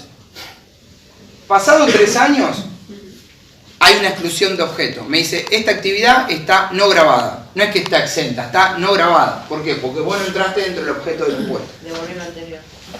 Como no pagas débitos fiscales, vas a tener que devolverme los créditos fiscales que usaste. Los devolves. Y este artículo me dice, pasados 10 años, no pagas ni débito fiscal, ni tenés que devolver los créditos fiscales. Eso es lo que me dice todos estos artículos que estuvimos leyendo hasta ahora. Pero eso siempre y cuando lo haya tenido, o sea, lo haya usado. Si yo hice la obra, nunca lo usé, lo mantuve el edificio para vender durante 10 años, o sea, si lo vendo antes de los 10 años, pago el débito fiscal y está grabado, está todo. Sí, siempre y cuando vos seas responsable inscripto y seas empresa constructora. Claro. Cuando hablamos de mi casa... lo haya usado. Claro. O sea, todo eso pasa si alguna vez lo usaste, si hiciste el edificio y terminaste alquilando... Claro, y a esto ustedes le tienen que adicionar el artículo 7 sobre inmueble propio. Recuerdan, si es una casa habitación para sus habitantes y el conviviente, siempre está exento. ¿Sí? Esto siempre hablamos cuando vos tenés otra casa habitación, la casa de veraneo, que se le dice, o un local comercial. Si es casa habitación para el comprador y su núcleo familiar, eso siempre está exento. ¿Sí? Entonces ahí empiezan a combinar artículos, ¿no? Ahora se empezó a complejizar porque vimos tantos artículos que uno incide en el otro. E insisto, le estamos dando mucha importancia, incluso en la práctica de esta materia seguramente van a tener un caso como este, para algo que en la práctica no se refleja. ¿Sí? Que no genera interés fiscal, eso es lo que digo. Al fisco no le interesa controlar esto. Existe en la ley, existe lo que usted quiera, pero digamos, fisco nacional no hay ajustes por esto. Hay ajustes de facturas apócrifas, hay ajustes por diferencia de inventario, pero yo nunca vi un ajuste por obra mal calculada, ¿entiendes? En realidad lo que le importa es más con el impuesto a las ganancias. Claro, exactamente.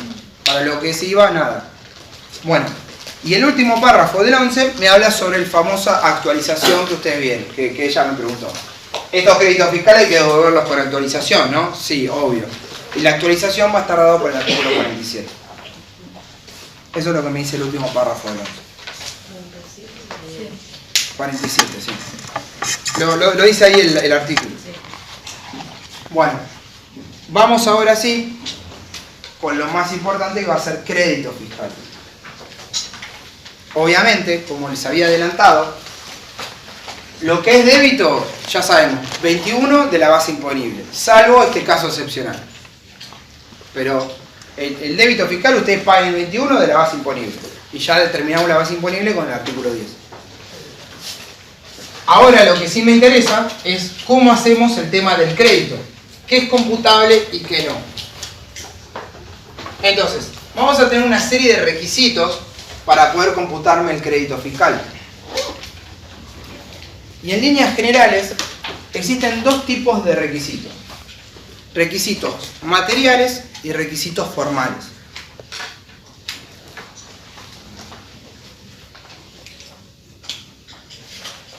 Como primer requisito material, es un principio general que me dice que no puedo computarme créditos fiscales de actividades exentas o no grabadas.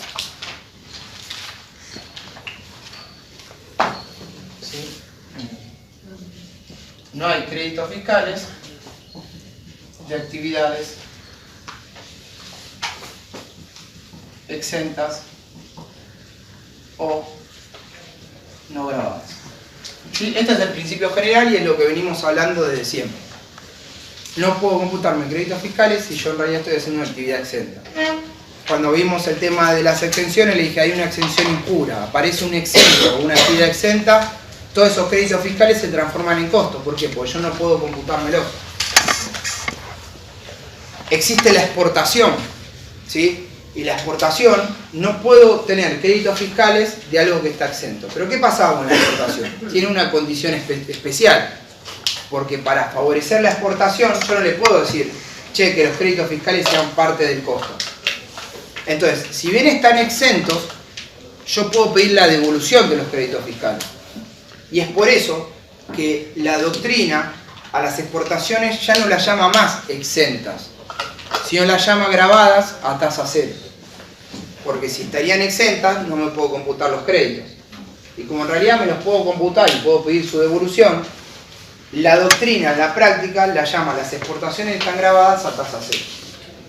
Por eso cuando vean exportaciones van a ver que se lo dice de dos maneras. O exentas o grabadas a tasa cero. Técnicamente, como no me puedo computar créditos fiscales de algo exento, y yo las exportaciones me las estoy computando porque estoy pidiendo su devolución, es mejor decirle grabada a tasa cero que decirle exenta. Pero eso es una distinción teórica que en la práctica ya sabemos que las exportaciones se pueden reintegrar. ¿Ok? Entonces, no hay créditos fiscales por actividades exentas o no grabadas. Pero acá, como todo, tiene una cierta complejidad. ¿Por qué?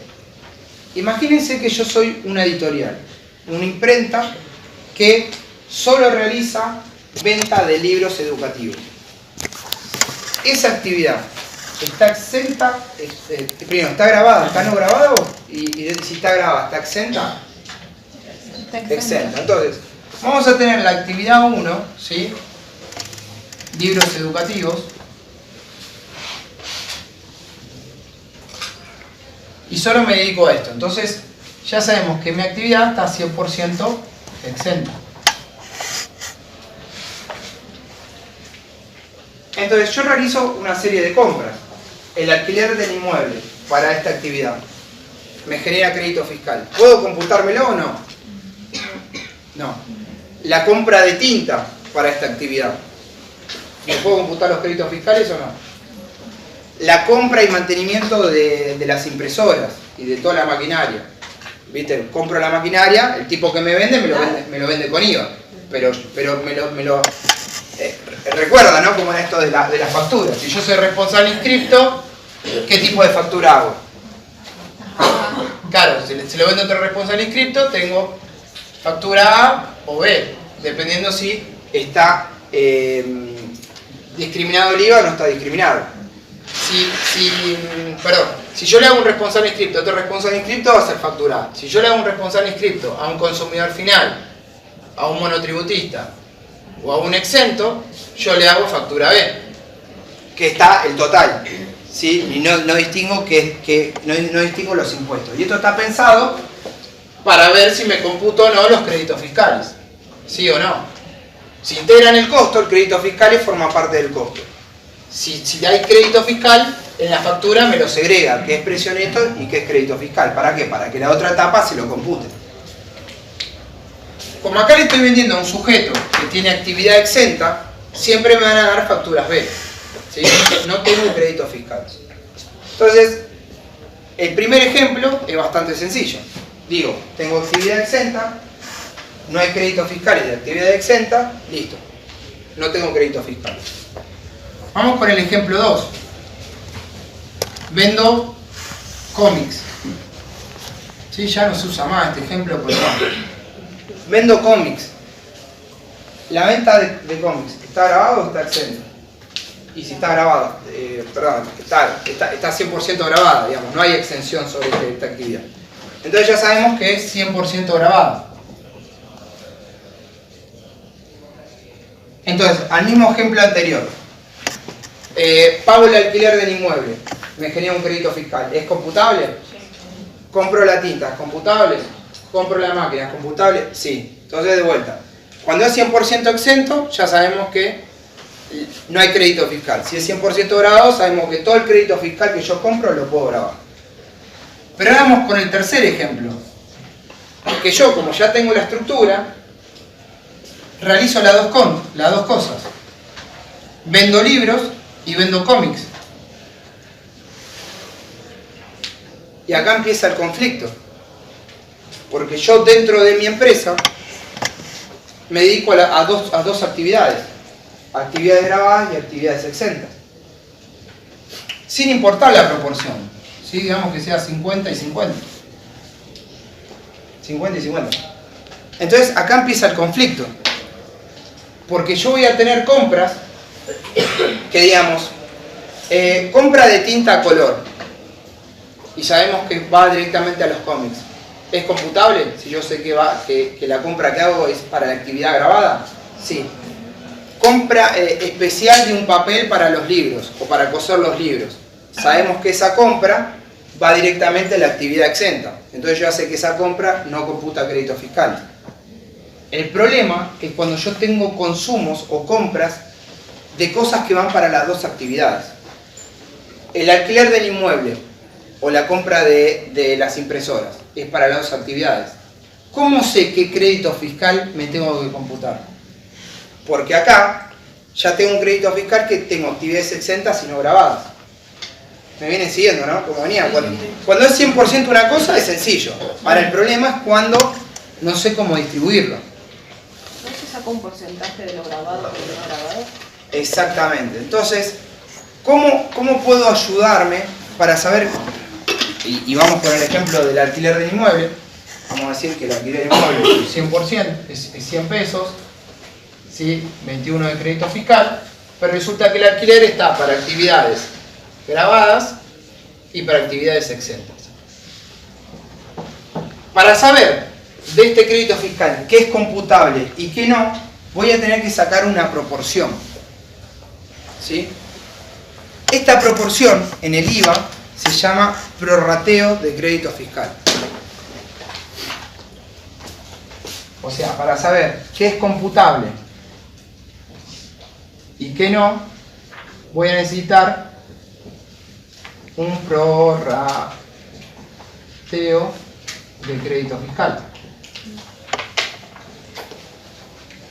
¿Y cómo determino este prorrateo de las compras? Bueno, en base a mis ventas del año anterior.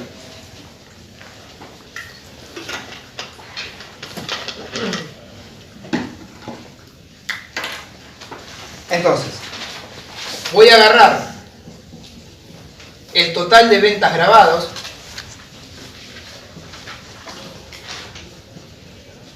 más el total de las exportaciones, porque dijimos que las exportaciones ahora están grabadas a tasa cero. La ley dice que están exentas, pero en realidad están grabadas a tasa cero porque yo me puedo computar los créditos fiscales. Y le voy a restar las notas de crédito contabilizadas.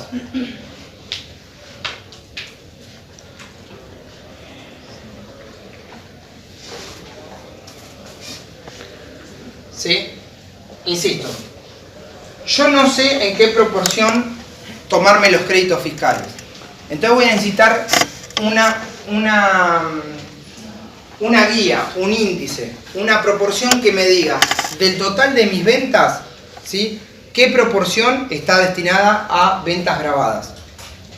Entonces voy a tener que hacer un prorrateo, y este prorrateo voy a poner en la parte de arriba ventas grabadas y en la parte de abajo el total de ventas. ¿Qué van a ser las grabadas más las no grabadas más las exentas más la grabada a tasa cero? Tasa cero. ¿Sí? Entonces, ¿yo qué hago con esta división? Esto era el denominador, ¿no? O numerador, siempre me confundo. El denominador voy a tener lo que es ventas grabadas. Y en el numerador, el total de mis ventas. Entonces, con esta división, ¿sí?, yo lo que estoy terminando es ¿qué proporción del total de mis ventas son ventas grabadas? En el ejemplo, ¿sí?, yo acá se lo había simplificado, había dicho que del total de mis ventas, de lo que significa mi venta, yo vendo mitad actividad exenta y mitad actividad grabada. Entonces, el prorrateo de crédito fiscal me va a dar 0,50.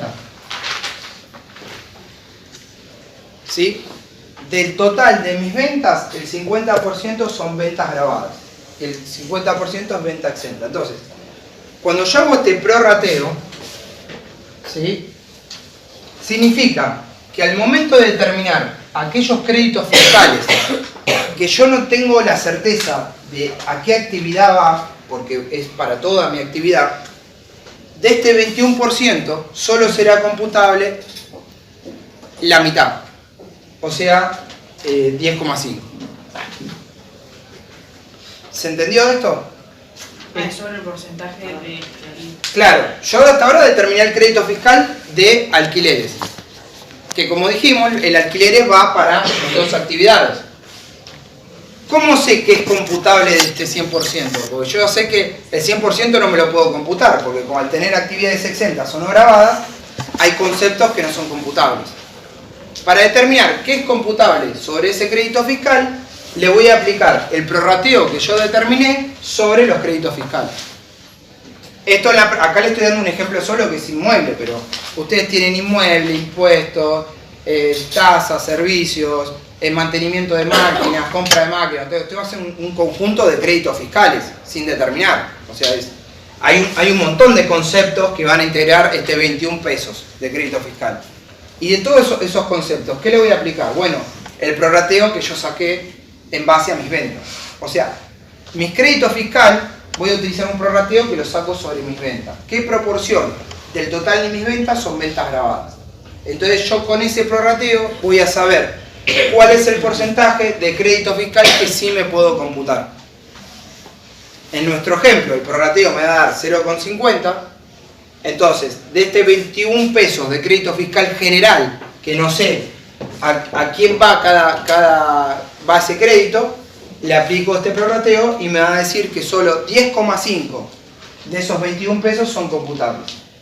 Una consulta, no sé si lo dijiste y me escuché. ¿Es sobre el total de los créditos fiscales o los que no sé para qué actividad? Porque si ya... Los que no sé para qué actividad. Okay. Lo que yo sé para qué actividades son, yo le había dicho, bueno, tinta color yo sé que es para cómics. Entonces 100% de los créditos fiscales de tinta color son computables. Papel especial para los libros. Yo sé que el 100% de ese crédito fiscal que es para los libros que están exentos, no me puedo computar ninguno. Pero para aquellas compras que yo no sé definir en qué proporción es grabado y qué proporción exento, voy a tener que utilizar este prorrateo.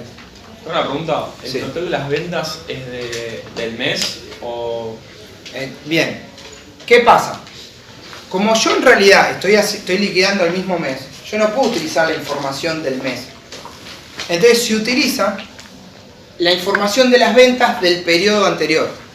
O sea, agarro el balance comercial del año anterior y yo ya voy a tener, como está cerrado el periodo, utilizo la información de las ventas del año pasado. Y como bien ustedes se pueden llegar a adelantar, en mayo, ¿sí? Una vez que yo, digamos, siempre se tiene en cuenta, la ley siempre tiene en cuenta como si vos liquidarías al 31 de diciembre. En mayo, cuando vos ya presentaste las declaraciones juradas, los balances y demás, se va a hacer un ajuste, que es el ajuste del artículo 13. El artículo 13 te dice cómo hay que hacer este ajuste. 13. Recuerda, ahora estamos en crédito fiscal es artículo 12 y artículo 13. El 13 es el ajuste del prorrateo. Entonces, yo estoy en el periodo 2023.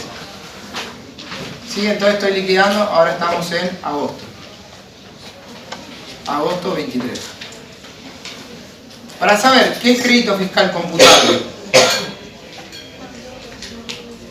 y cuál es el crédito fiscal no computable, voy a agarrar y voy a utilizar el prorrateo. Y el prorrateo lo saco del balance cerrado 2022. Ahora, cuando vaya al 24, ¿sí? Y estoy en mayo, yo voy a tener que hacer un ajuste del crédito fiscal. ¿Por qué? Pues yo utilicé la información del 2022. Como era el 2023 lo tengo cerrado y sé efectivamente qué proporción de ventas tuve, en mayo del 24 voy a tener que hacer un ajuste a ver si yo en el 2023 me estaba computando bien los créditos fiscales o no. Porque yo utilicé para hacer el prorrateo información del 2022. Entonces, voy a hacer un nuevo prorrateo con la información del 2023, que me va a servir para hacer los ajustes en el 2024, ¿sí? Y los voy a comparar. Si esto es 2022. 2022. Si en el 2023 me dio 0,4, significa que yo me estuve computando créditos fiscales de más. ¿Sí? Porque yo me computaba la mitad, cuando en realidad solo me tenía que computar el 40%. Yo tendría que haberme computado menos crédito fiscal. Es decir, tendría que haber pagado más impuestos. Un 10% más de impuestos. Entonces en mayo tenemos un ajuste. Y adivinen, tengo que devolver crédito fiscal. ¿Por qué en mayo? Porque se considera mayo porque es el tiempo que te da para terminar los balances comerciales. Está determinado por la ley, o sea, dijeron mayo. Y vos decís, bueno, pero yo en realidad cierro a octubre. Bueno, no importa, entonces tenés 4 meses más, tenés como 8 meses para traer la información. Pero siempre se tiene en cuenta como si fuese año comercial, como si vos lo cerrás año comercial. El extremo sería enero. Vos fíjate, de enero del 22 prácticamente lo hacés en enero del 25. Tenés casi 2 años para hacer el ajuste. Bueno, entonces, si yo computé menos créditos fiscales voy a tener que devolverlos. ¿Y cómo se devuelven los créditos fiscales? Con un mayor débito fiscal actualizado. Puede pasar que también me dé 0,6. Es decir, a mí me debe, yo podría haberme computado más créditos fiscales de lo que me la pude haber devuelto. Entonces, genero un ajuste mayor crédito fiscal, que me va a servir para ese periodo. Entonces, este tema del prorrateo de crédito fiscal es el tema más difícil del IVA. En la práctica y en la teoría. Porque nosotros tenemos que partir de la base de que no se pueden computar créditos fiscales de actividades exentas o no grabadas. Quédense tranquilos que ahora en toda la práctica van a tener todos casos de prorrateo de créditos fiscales, que ustedes tengan que calcular los prorrateos. Y con eso se les va a terminar de entender la teoría. Bien, este es el límite más importante que tiene el crédito fiscal. Pero existen otros límites más. Otro límite se llama regla del tope. ¿Y qué significa la regla del tope? Este es un error que solía ocasionarse cuando se hacía muchas veces la factura a mano. Pero ahora que la factura está hecha de manera electrónica, el cálculo siempre es correcto, porque lo realiza directamente, se realiza automáticamente por sistema. Pero si usted tiene una factura de 100, ¿sí? La alícuota es del 21, siempre es 21 pesos de crédito fiscal. Pero podía acontecer que en la factura, ¿sí? Te ponían, no sé, 25 de crédito fiscal, porque se calculaba mal. O te ponían 10 de crédito fiscal. El correcto es 21. Si a mí me facturaban 25, ¿qué crédito fiscal me puedo computar? ¿Sí? En la factura, esto es lo que dice la factura, esto es lo que corresponde y esto es lo que decía la factura.